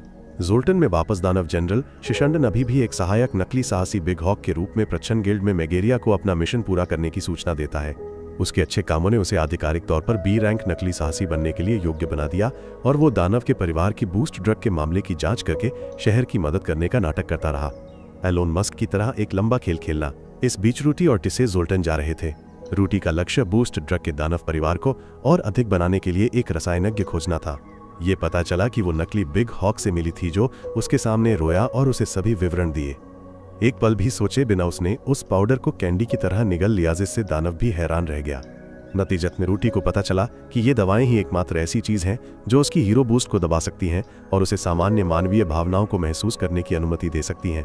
उसने टिसे से कहा कि एक बार जब वे वहां पहुंच जाएं तो उसके साथ एक सामान्य व्यक्ति जैसा व्यवहार किया जाए, एक अनुरोध जिसने सख्त हत्यारे को परेशान कर दिया। फार्मेसी में व्यापार धीमा था और मैं ऊब गया था। मैंने ठंड के मौसम में ग्राहकों को आकर्षित करने के लिए एक नया गर्म उत्पाद सोचने की कोशिश की। रिट ने उल्लेख किया कि उसके गृहनगर के लोग विशेष हाथ वार्मर का उपयोग करते थे, जिससे मुझे एक शानदार विचार आया। मैं एक अनोखी हर्बल फॉर्मूला के साथ अपना संस्करण विकसित करने के लिए काम पर लग गया। मैंने पूरे शहर में नमूने बांटे। मैंने इस अप्रमाणित उत्पाद को डॉक्टर को भी बेचा और इससे पहले कि मुझे पता चलता वे तुरंत सफल हो गए। लेकिन जल्दबाजी में यह बेवकूफ अपने लिए एक रखना भूल गया। दुकान लौटते समय मैं ठंड से कांप रहा था। मैं गलती से अपनी प्रेमिकारेट से मिला, जिसने मेरी बेवकूफ़ी के लिए मुझे चिढ़ाया और मेरे साथ हाथ वार्मर साझा किया जो उसने मेरे लिए बचा कर रखा था। जैसे ही इस छेड़छाड़ करने वाले जोड़े पर बर्फ पड़ने लगी, उन्होंने पास की बेंच पर एक दूसरे को गले लगा लिया। उसने मुझसे पूछा कि मैं बर्फ का आनंद लेने के बजाय उसे क्यों घूर रहा था, एक सच्चे प्रेमी की तरह। मैंने उसे बताया कि यह पहली बार था जब मैंने उसे बर्फ में देखा था और दोनों ने चुंबन करने से पहले छेड़छाड़ करना जारी रखाया, सोचते हुए कि आसपास कोई नहीं है। शहर में कहीं और रूटी और टिसे घुलने मिलने के लिए नागरिक कपड़े बदल रहे थे। वे ध्यान आकर्षित करने से बचने के लिए अपने असली नामों का उपयोग न करने पर सहमत हुए। हालांकि उनकी शानदार योजना एक पुल पर तुरंत बाधित हो गई, जहां ओटो नामक एक नासमझ नाइट रास्ता रोक रहा था। पुल पार करने वाले सभी लोगों से $100 का शुल्क मांग रहा था। रूटी उसकी अब बढ़ती भावनाओं के साथ जो उसने ली थी, उस पाउडर के कारण झिझकी भी नहीं। उसने नाइट को पकड़ा और उसे नीचे जमी हुई नदी में एक फिस्बी की तरह फेंक दिया। टिसे हॉरिफाइड थी। उसे चिंता थी कि उसकी इंपल्सिव हरकतें उनकी पहचान उजागर कर देंगी। थोड़ी देर बाद मैं उसी पुल से गुजरा और एक नग्न ओटो को देखा जो मुझसे नए कपड़े और कवच खरीदने के लिए पैसे ऐंठने की कोशिश कर रहा था। उस आदमी ने अपने 6 पैक एब्स दिखाए और मुझे जान से मारने की धमकी दी। हालांकि मैंने ओटो को बिना एक शब्द कहे वापस नदी में फेंक दिया। जोल्टन में रूटी की उन्मादी यात्रा जारी रही जब उसने एक मारे गए राक्षस को शहर के द्वार तक खींच लिया, या घोषणा करते हुए कि यह बाद में परेशानी का कारण बनेगा। टिसे लगभग घबरा गई थी, इस बात को लेकर तनाव में थी कि रूटी की हरकतें उन्हें प्रमुख बना रही हैं। फिर मैं एक फूड स्टॉल पर रुक गया जहां मैं गलती से टिसे के बगल में खड़ा था। मैंने एक विश्लेषक के रूप में टिसे के व्यवहार का अध्ययन किया। मैंने उसके महंगे छिपे हुए हथियार और उसके पेशेवर रवैये को देखा और अनुमान लगाया कि वो रूस से एक पेशेवर प्रशिक्षित हत्यारा होना चाहिए। टिसे बदले में मेरा विश्लेषण करती है। वो मेरे हाथों पर निशान और कठोरता देखती है और पहचानती है कि मैं एक अनुभवी योद्धा हूँ जिसने हाई स्कूल में अनगिनत लड़ाइयों से बचे हैं। दोनों विशेषज्ञ एक दूसरे को संदेह से देखते हैं लेकिन कुछ नहीं कहते हैं। अपना खाना लेकर चले जाते हैं। अपने इन में वापस टिसे ने रूटी को उस आदमी के बारे में चेतावनी दी जिससे वो मिली थी, कहते हुए कि वो खतरनाक था और उनके लिए परेशानी का कारण बन सकता था। उसने समझाया कि उसने उसके छिपे हुए उपकरणों को पहचान लिया था, जिसका मतलब था कि वो जोल्टन के शीर्ष साहसी लोगों में से एक होना चाहिए, एक ऐसा व्यक्ति जिसके पास ऐसे शांत शहर में रहने का कोई स्पष्ट कारण नहीं था जब तक कि उसके अंदर एक दिमागी कीड़ा न हो। रूटी ने मान लिया कि वो बिग हॉक ने भी रैंक नायक के बारे में बात कर रही थी, लेकिन टिसे ने कहा कि दिखावा धोखा दे सकता है। उसने जोर देकर कहा कि उस आदमी का असली प्रशिक्षित नाइट जैसा व्यवहार था। उसने रूटी से पूछा कि क्या उन्हें उसके साथ काम करना चाहिए या उसके खिलाफ जाना चाहिए। जवाब में रूटी ने कहा कि वे उसके साथ काम नहीं कर सकते क्योंकि रसायनज्ञ जिसे वो ढूंढ रही थी वो वर्तमान में जोल्टन की जेल में बंद था। रूटी जेल से भागने की योजना बनाने की कोशिश कर रही थी, अपने भाई गिदोन की तरह सोचने की कोशिश कर रही थी। काश वो उसकी मदद करने के लिए यहाँ होता। इसी समय एक परी अपनी शानदार विदेशी जांघों के साथ फार्मेसी में घुस गई और मुझे और रिट को एक बीमार मरीज एक शक्तिशाली जल तत्वज्ञ के पास आपातकालीन मार्ग से ले गई। मैंने उसकी जांच की और निर्धारित किया कि वो एक शक्तिशाली श्राप से आध्यात्मिक ऊर्जा से वंचित हो रही थी। मैंने उसे कुछ दवाएं दी ताकि उसे मदद मिल सके और रिट ने अनुमान लगाया कि शहर में हाल की ठंडक भी उसी श्राप से संबंधित हो सकती है। फिर रूटी ने रसायनज्ञ गॉडविन को उसकी सेल में पाया और उससे उसके लिए और boost drug of the devil बनाने की मांग की। रसायनज्ञ उसके प्रति उसके ठंडे घातक नजर से डर गया और जो कुछ भी वो चाहती थी उसे करने के लिए सहमत हो गया। उसे मुक्त करने के बाद रूटी ने पाया कि उसे कुछ चोटें थीं और टिसे से एक अच्छी फार्मेसी की सिफारिश करने के लिए कहा। टिसे फूड स्टॉल से स्वादिष्ट भोजन को याद करते हुए उसे उस नई लोकप्रिय दुकान के बारे में बताया जो उन अद्भुत चीजों और हाथ वार्मर को बेच रही थी। अब रूटी और टिसे फार्मेसी में पहुंच गए। जैसे ही रूटी दरवाजे से गुजरी उसने और मैंने एक दूसरे को देखा। एक पल के लिए हम दोनों सदमे में थे, लेकिन रूटी का सदमा जल्दी ही असीम खुशी में बदल गया। वो दौड़ी और अपने लंबे समय से खोए हुए भाई को गले लगा लिया। कमरे में हर कोई पूरी तरह से चकित था ये जानकर कि स्थानीय फार्मेसी का मालिक और नायिका भाई बहन थे। टिसे एक पेशेवर ने मुझसे पूछा कि क्या गॉडविन को उनकी पुनर्मिलन को देखने के बाद जाने देना ठीक है। जैसे ही मैंने उसे आश्वासन दिया कि वो आदमी भरोसेमंद है, टिसे ने आखिरकार अपना परिचय दिया। मुझे जल्दी ही एहसास हुआ कि ये वही लड़की थी जिसने टीम में मेरी जगह ली थी। जब उसने मुझसे पूछा कि क्या मैं किसी के साथ रहता हूं तो मैंने उसे रिट और उसके दोष रहित छेद के बारे में सब कुछ बताया। फिर मैं अपनी बहन रूटी की ओर मुड़ा और आखिरकार उसे बताया कि मैं वास्तव में क्यों चला गया था। बिना अलविदा कहे गायब होने के लिए माफी मांगी। उसने कहा कि वो समझती है और तुरंत प्रस्ताव दिया कि वो एरिस से निपटेगी ताकि मैं टीम में फिर से शामिल हो सकूं, या कहते हुए कि टीम मेरे बिना अधूरी होगी। हालांकि मैंने उसे विनम्रता से मना कर दिया। मैंने अपनी बहन से कहा कि मुझे एक नई जिंदगी मिल गई है जिसमें एक बड़ी बूब्स वाली लड़की और जोल्टन में रहने का एक कारण है। आश्चर्यजनक रूप से रूटी ने मेरे फैसले को स्वीकार कर लिया और फिर घोषणा की कि वो मेरे साथ रहने के लिए जोल्टन चली जाएगी। ठीक उसी समय रिट अपनी आपूर्ति के साथ वापस आई और नायिका को अपने लिविंग रूम में खड़ा देखकर पूरी तरह से चौंक गई। मैंने अपने बेडमेट को सब कुछ समझाया और रूटी ने उन्हें बताया कि वो मुझे ढूंढ रही थी क्योंकि वे मेरी मदद के बिना दानव राजा को नहीं हरा सकते थे। रिटा असुरक्षित महसूस कर रही थी। उसने मुझसे पूछा कि मैं दानव राजा की स्थिति के बारे में क्या करने जा रहा था। हालांकि मैंने उसे आश्वासन दिया कि मैं उसके साथ दुकान चलाने के लिए रुकूंगा, लेकिन वो फिर भी चिंतित थी कि मैं अपनी बहन को छोड़ दूंगा। इस पर रूटी रात भर के लिए अपने इन में लौटने के लिए खड़ी हो गई। एक प्यारे भाई के रूप में भी खड़ा हो गया और वादा किया कि मैं हमेशा उसके साथ रहूंगा। वापसी के रास्ते में रूटी को अपने बूस्ट से एक तेज दर्द महसूस हुआ। उसे एहसास हुआ कि वो मेरे आसपास होने पर अपनी भावनाओं को दबाना भूल गई थी और अचानक खुशी में वृद्धि एक हिंसक प्रतिक्रिया का कारण बन रही थी। उसने खुद को कमजोर करने के लिए जल्दी से डेविल बूस्ट पाउडर की एक और खुराक ली। फार्मेसी में वॉप्सरेट ने मेरे फैसले पर सवाल उठाया, या जिद करते हुए कि मेरी बहन को मेरी स्पष्ट रूप से जरूरत थी। हालांकि मैंने अपनी मुख्य लड़की को बताया कि मैं इसके बारे में एक सच्चे अल्फा पुरुष की तरह सोचूंगा। इस बीच इन मैंगोडविन घबरा रहा था। टिसे से कह रहा था कि उन्हें तुरंत शहर छोड़ना होगा, इससे पहले कि उसे गिरफ्तार कर लिया जाए और फांसी दे दी जाए। टिसे ने रूटी को संदेश दिया जिसने कहा कि वे जाने से पहले कुछ योगिनी अवशेषों की तलाश करने के लिए एक और सप्ताह रुकेंगी। जैसे ही रूटी उसकी ओर बढ़ी, टिसे को अचानक शुद्ध खतरे की लहर महसूस हुई जो उसे घेरे हुए थी। नायिका की सच्ची भयानक शक्ति की एक झलक। उसने स्वाभाविक रूप से आत्मरक्षा के लिए अपना हथियार निकाला। हालांकि रूटी ने तुरंत माफी मांगिया, कहते हुए कि उसका कोई बुरा इरादा नहीं था, और टिसे ने महसूस किया कि उसने चार्ली किर्क के नफरत करने वालों की तरह अधिक प्रतिक्रिया व्यक्त की थी। उसने रूटी को एक नई रोशनी में देखना शुरू कर दिया। एक ऐसी लड़की जो नायिका होने की जबरदस्त जिम्मेदारी से दबी हुई थी, अपनी खुद की शक्ति और खराब संचार कौशल से अलग हो गई थी। बर्फ तोड़ने के लिए से रूटी को छूने के लिए अपनी पालतू मकड़ी लाई और दोनों लड़कियों ने आखिरकार दोस्त बनना शुरू कर दिया। शहर में कहीं और शिशंडन एक बेरोजगार विद्वान की तरह योगिनी अवशेषों के नक्शे का अध्ययन कर रहा था और एक जादुई क्रिस्टल बॉल की जांच कर रहा था। ये देखकर वो क्रोधित था कि उसने जल तत्वज्ञ पर जो श्राप डाला था वो टूट गया था। अगले दिन रूटी ने फार्मेसी में मदद करने की कोशिश की, लेकिन उसकी भावहीन नजर ने सभी ग्राहकों को डरा दिया। मैंने धीरे से सुझाव दिया कि उसे अधिक मुस्कुराना चाहिए और उसे शहर का दौरा कराने की पेशकश की।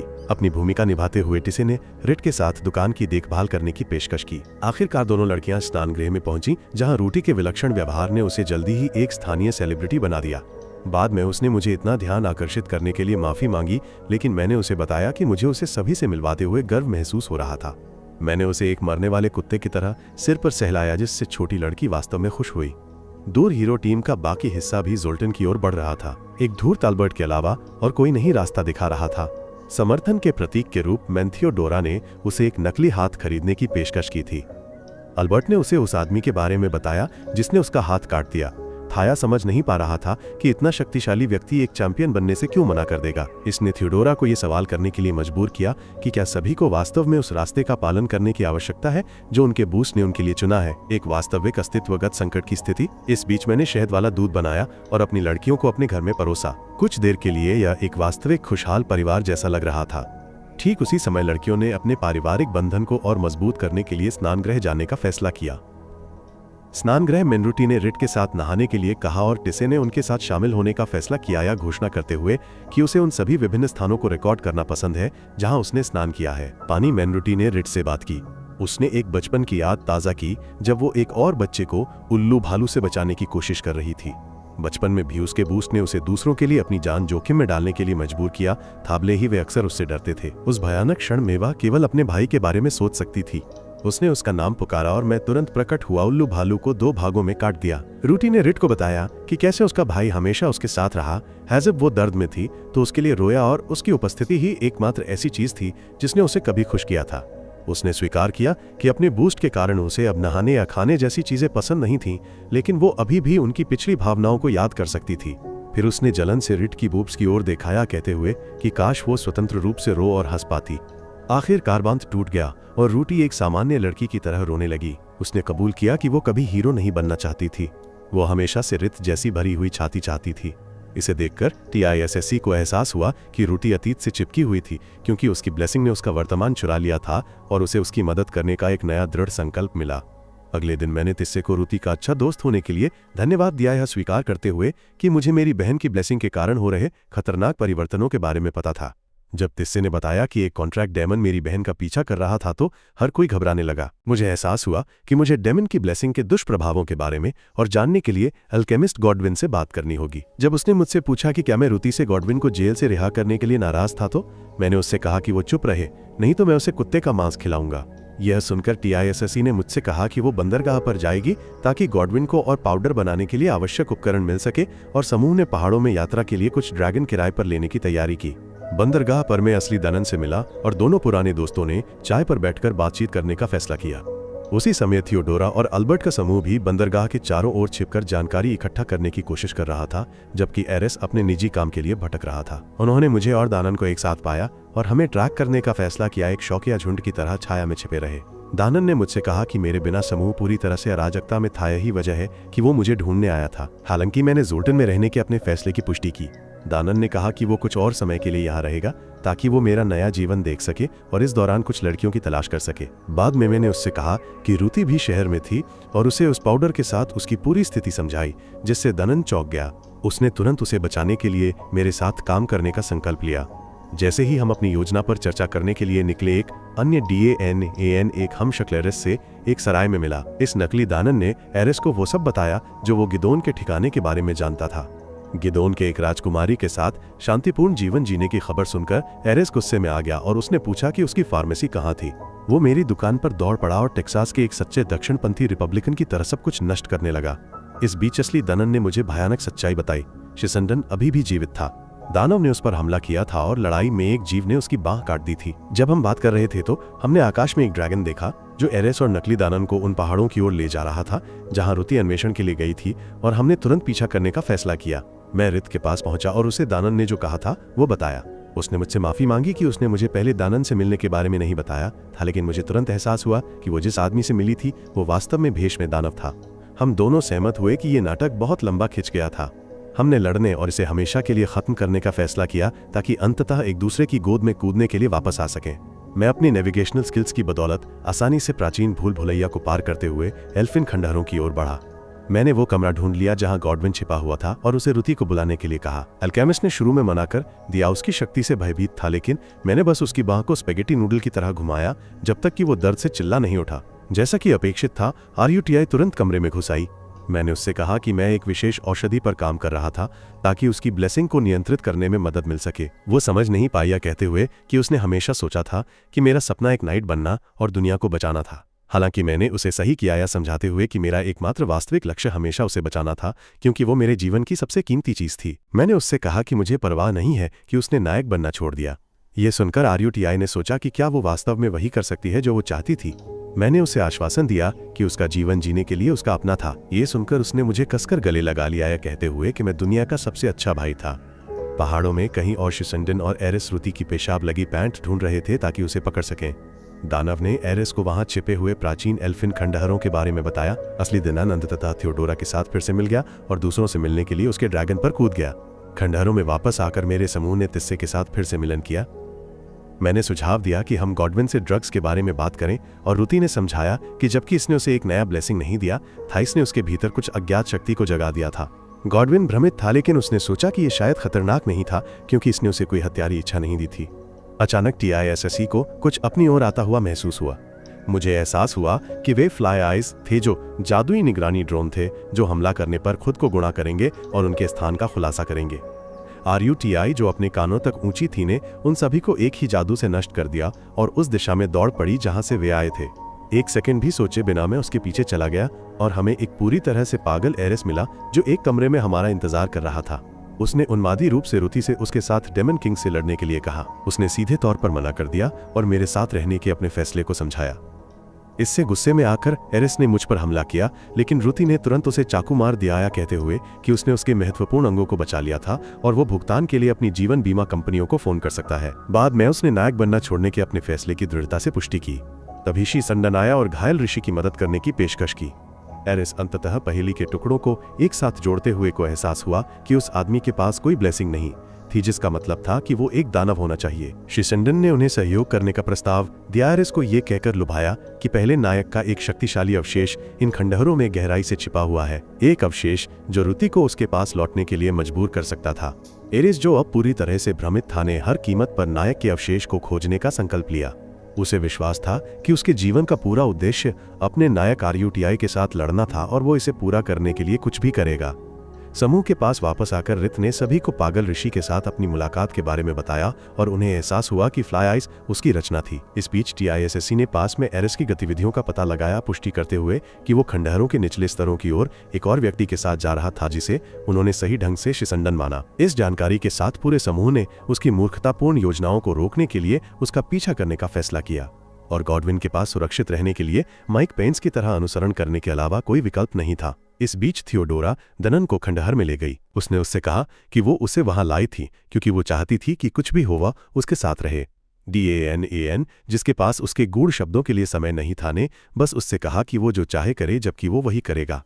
बाद में उसने खंडहर से अपना रास्ता तोड़ा और एरिस और शिसंडन को ढूंढ लिया। दानव ने तुरंत उस पर हमला किया, लेकिन DANAN अपनी नई कृत्रिम बाह से सशक्त होकर उसे आसानी से हरा दिया। शिसंडन ने हताशा में एरिस से मदद के लिए पुकारा। थोड़ी देर झिझकने के बाद एरिस ने दानन का ध्यान भटकाने के लिए एक मंत्र का जाप किया, जिससे शिसंडन को उसे चाकू मारने और एक शक्तिशाली मंत्र से उसे अंदर से उड़ाने की अनुमति मिली। घातक रूप से घायल होने के बावजूद DANAN ने दानव से लड़ना जारी रखा, जो अब अपने असली रूप में था, जब तक कि वो अंततः गिर नहीं गया। जैसे ही दानन गिर गया, एरिस ने एक सहयोगी को धोखा देने के बाद अपनी शांति की भावना पर ध्यान दिया। उसे एहसास हुआ कि ये वही भावना थी जो उसे गिदोन को समूह छोड़ने के लिए हेरफेर करने पर हुई थी, ताकि वो उसकी जगह ले सके। उसने शिसंडन का पीछा खंडहर में गहराई तक किया और वे एक ऐसे कमरे में पहुंचे जहां असली पवित्र तलवारें थीं, जिन्हें वे रेवेंजर्स होली स्वॉर्ड्स कहते थे। शिसंडन ने समझाया कि रूती जो तलवार अभी इस्तेमाल कर रही थी वो चीन से सिर्फ एक सस्ती कॉपी थी और उसकी ब्लेसिंग भी मूल नायक की इच्छा की सिर्फ एक प्रतिकृति थी, जैसे किम कार्दाशियन की छाती। बाद में उसने एरेस को अपनी योजना बताई। उन्हें रूती को असली तलवार देनी थी और एकमात्र चीज ले लेनी थी जो उसे सामान्य व्यक्ति बनने की उसकी इच्छा को प्रेरित करती थी। इसे सुनते ही एरेस को ठीक ठीक पता चल गया कि वो क्या था उसका भाई गिदोन। इस बीच मेरा समूह रूती के साथ खंडहर से होते हुए नेविगेट कर रहा था, जिसने मुझे अपनी पुरानी पसंदीदा तलवार दी थी।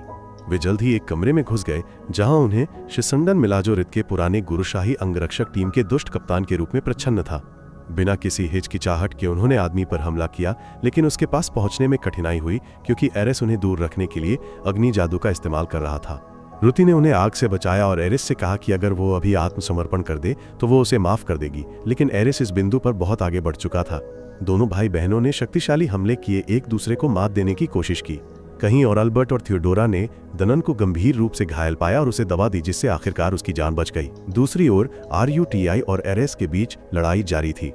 एरेस ने रूती को एक पीडीएफ फाइल की तरह रेवेंजर्स होली स्वॉर्ड्स को छूने के लिए मजबूर करने की कोशिश की, लेकिन उसने एक विशाल बवंडर बनाया जिसने सभी के हथियारों को तोड़ दिया। अचानक थियोडोरा मजे में शामिल होने के लिए कूद पड़ी।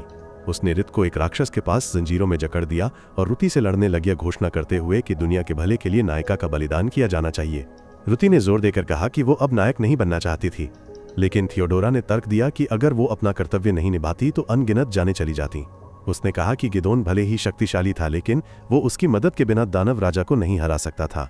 थोड़ी देर बाद रित अपनी जंजीरों से मुक्त हो गई और थियोडोरा का सामना करते हुए उससे पूछा कि उसे क्यों लगता है कि दुनिया का भाग्य एक व्यक्ति के कंधों पर डालना ठीक है।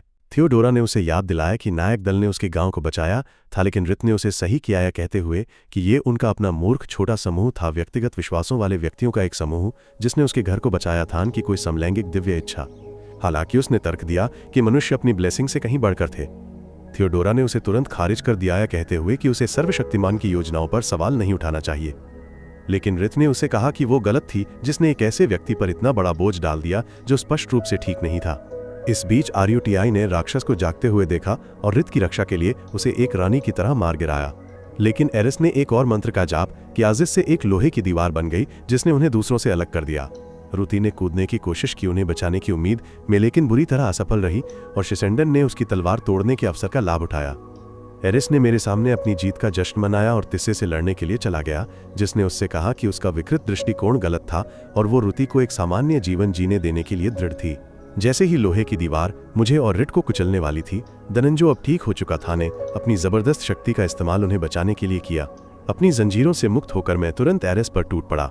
रिट की मदद से मैंने ऋषि के जादू से बचा और उसकी दोनों बाहें काट दी, जिससे वो फर्श पर खून बहाने लगा। रूती ने शिसंडन से लड़ाई जारी रखी, जिसने उससे कहा कि वो एक शांतिपूर्ण जीवन के लायक नहीं थी क्योंकि वो एक नायक थी। ये सुनकर उसके भीतर एक गहरा क्रोध जागृत हो गया जो अनाम ब्लेसिंग से उत्पन्न हुआ था। उसने उस पर लगातार हमला किया और अपने क्रोध में उसने गलती से रेवेंजर्स होली स्वॉर्ड्स में से एक को पकड़ लिया और उसे काट डाला। वो दूसरों के साथ फिर से मिल गई, लेकिन इस बार कुछ गड़बड़ थी। उनकी मदद करने के बजाय वह मुड़ी और मुझ पर हमला किया जो थियोडोरा के घावों की देखभाल एक सच्चे प्रेमी की तरह कर रहा था। तुरंत टीआईएसएसई मेरी रक्षा के लिए मेरे सामने कूद गई और रूती से बात करने की कोशिश की, जिसके चेहरे पर अब पूरी तरह से खाली भाव थे। मैंने घायल तिस्से को धीरे से जमीन पर रखा ताकि मैं अपनी बहन के अप्रिय चेहरे का सामना कर सकूं, जो अब एक पोकर फेस के साथ पूर्ण मानसिक नायक मोड में थी। फिर उसने बिना किसी हिचकिचाहट के मुझ पर हमला किया। मैंने कुशलता से उसके हमले से बचा और अपनी सस्ती तांबे की तलवार से उसे सफाई से निहत्था कर दिया। अनजाने में उस कार्रवाई के झटके ने अंततः इस लड़की को होश में ला दिया। तत्काल रूती तेजी से टिस्से के पास दौड़ पड़ी, उसके घावों को ठीक करने की कोशिश कर रही थी, लेकिन उसकी शक्ति ने कोई प्रतिक्रिया नहीं दी, जिससे उसे जीवन में पहली बार पूरी तरह से असहाय महसूस हुआ। दूसरी ओर थियोडोरा अचानक अंतरात्मा की भावना से जागृत हुई अंदर आई और टिस्से के घावों को ठीक कर दिया। उसने कहा कि वो माफी नहीं मांगेगी, यह घोषणा करते हुए कि उसने वास्तव में विश्वास किया था कि रूती को धोखा देना उसका एकमात्र विकल्प था। थियोडोरा ने स्वीकार किया कि वो कभी नहीं समझ पाई कि रूती ने गिदोन को क्यों नहीं खोजा, लेकिन इस सब बकवास के बाद उसे एहसास हुआ कि नायक होना एक अकेला और क्रूर भाग्य है जो सभी के लिए नहीं है। उस ज्ञानोदय के लिए थोड़ी देर हो चुकी थी, लेकिन ये ठीक था। जैसे ही थियोडोरा अपना दंड स्वीकार करने वाली थी, अल्बर्ट ने बीच में टोक दिया, यह तर्क देते हुए कि उसने दुनिया के भले के लिए लड़ाई लड़ी थी और उसे बख्शा जाना चाहिए। तभी टिस्से जाग गई और रूती से उसे चिंता देने के लिए माफी मांगी, लेकिन रूती सिर्फ उसे जीवित देखकर राहत महसूस कर रही थी। अंत में रूती ने थियोडोरा से कहा कि वो कभी नायक नहीं बनना चाहती थी और बस एक शहर की लड़की के रूप में अपना जीवन जीना चाहती थी। उसने कहा कि थियोडोरा का विकृत दृढ़ संकल्प उसे पहले से कहीं अधिक नायक बनाता है।